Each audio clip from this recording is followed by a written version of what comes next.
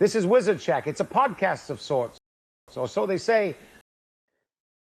Hey, what's up? I just saw The Ministry of Ungentlemanly Warfare, the new Guy Ritchie movie. Here is the trailer. Check it out.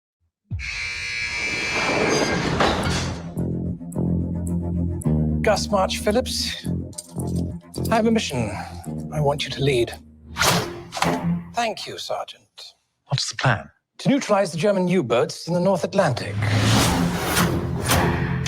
We're losing the war. Hitler is not playing by the rules, so neither are we.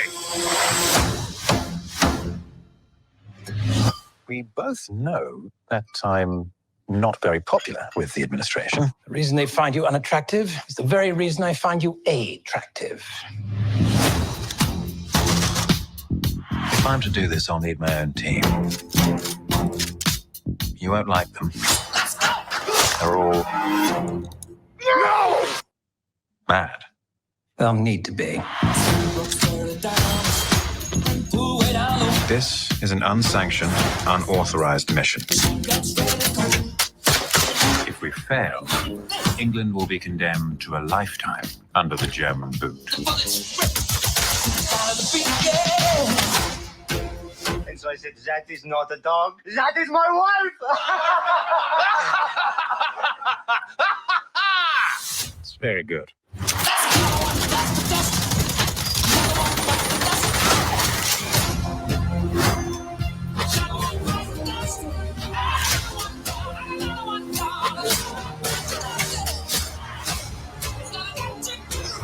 You and your operation are reckless. Abort this mission now. Hello? Can't hear you. Please do off.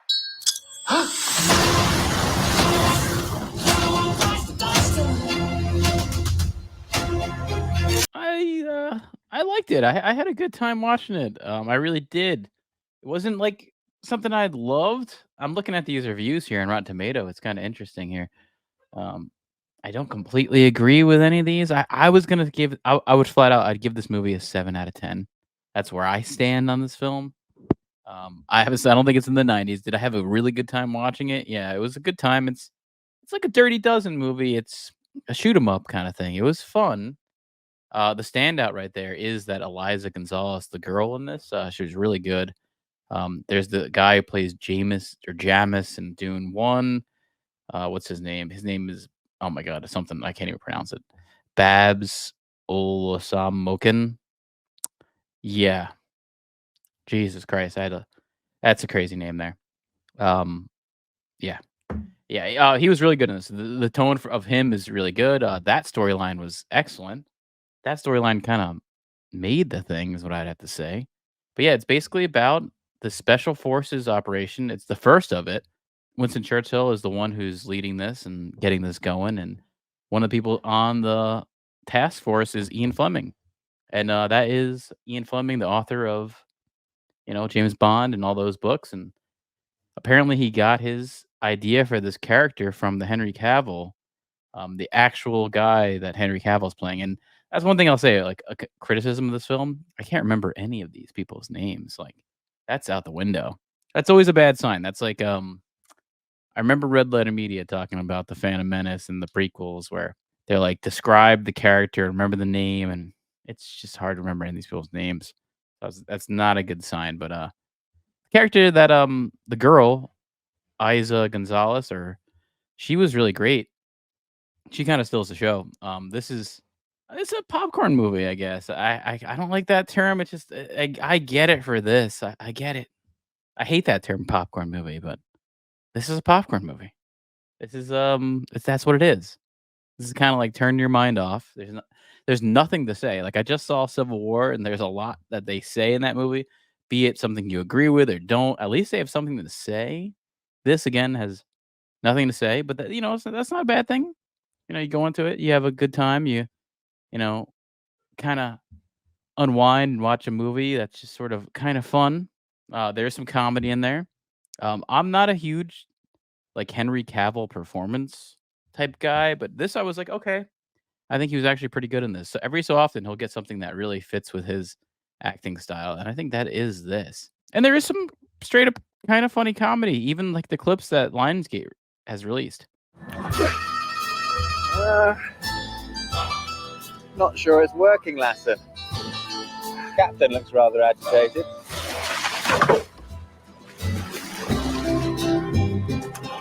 They're bringing their guns to bear. They'll find their range soon, sir. Ready? Should we be worried? Oh, I don't think so, sir. It's a rather large explosive, so I set a rather large fuse. I located the outside of the powder room, so when he goes bang, it really should go bang.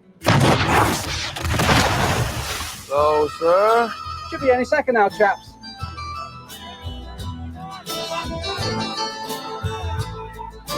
Ready?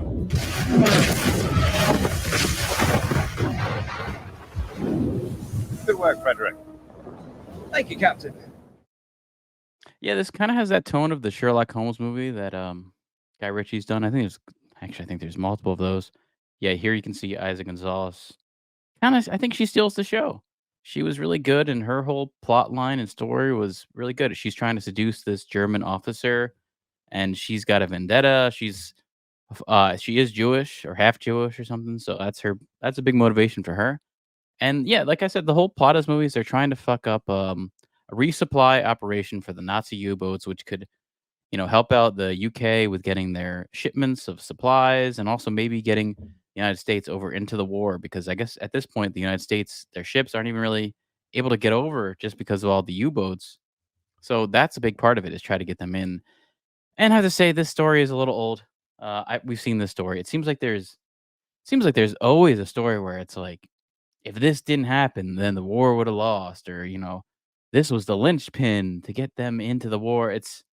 We've heard that a lot. I don't know how true it is, and I don't think it was. This is a Spanish controlled port that they're trying to fuck up, and that was interesting too because I kind of forgot how at that time Spain was like a dictatorship. They're kind of fascist. They weren't technically part of the Axis powers. They're not the ones you hear about with Italy, Germany, obviously, Japan. Spain was like I know they had their civil war, so I think they were kind of on the outs of this and that Spanish flu, all that stuff, which is relevant today. But so I think they were kind of recovering from that, so they didn't officially join the war, but they were kind of I would say affiliates with the Nazis. Um, so there is that, and that plays a part. But overall, I enjoyed it for what it was. I would give this a 7 out of 10. 7 out of 10. I can't go higher than anything like that. Even the 7.3 is like feels too high. I wanted to say like 6.5 out of 10, but that's just I think too mean. It was kind of funner than that. So I can't give it that, but that's kind of where I'm leaning. I'm like this is worth a watch. It's definitely worth a watch on like a Sunday on TBS. Like your boomer uncle will love this movie. He will not remember the title at all, but he'll be like, "Oh yeah, there was like some ships and guns, and they were British." And this really gigantic, violent guy who is Alan Richardson. This is the first time I've seen him. I know he's in Reacher. I've never actually seen Reacher, but Jesus, this guy's a specimen for sure. Gigantic. I want him to play Conan the Barbarian. I want them to reboot Conan Barbarian into a TV show and have this guy fucking be that. I realized like I would love him in that. I'd love him in some roles like this, and even seeing him next to Henry Cavill, and I know Henry Cavill is not a small guy. He like dwarfs everybody. It's quite the thing. But yeah, check it out. I think if you like action movies, this will definitely hit you there with that. And if you like World War II, kind of like a Tarantino thing, but that's always like Guy Ritchie. He's kind of like a goofier Tarantino mixed with a Wes Anderson mixed with something else. His own style that he's trying to do. I think this was very restrained for Guy Ritchie. He's usually a little more stylized, so this is more restrained, and that was interesting. And yeah, there's some good performances here. And Henry Cavill, very likable, funny guy. If there was a series of these movies, I'd actually enjoyed it. Whole cast of crew in a second movie being kind of fun to watch too. That's what I would say. Even though it's like I can't say this is my favorite thing, but at the end of the movie they showed the Operation Postmaster, which is based off of. They showed the real characters. So this is a true story or based on true events, I really doubt that. It's got to be a super, super heavy fictionalized version of that, but take that for what it is. And check it out. And hey, if you like us, our stuff, we do a podcast of sorts. We're on Tuesdays and Fridays. Check us out. Wizard_Shack on Twitter, Wizard Shack everywhere else. This is Wizard Shack. It's a podcast of sorts. So they say.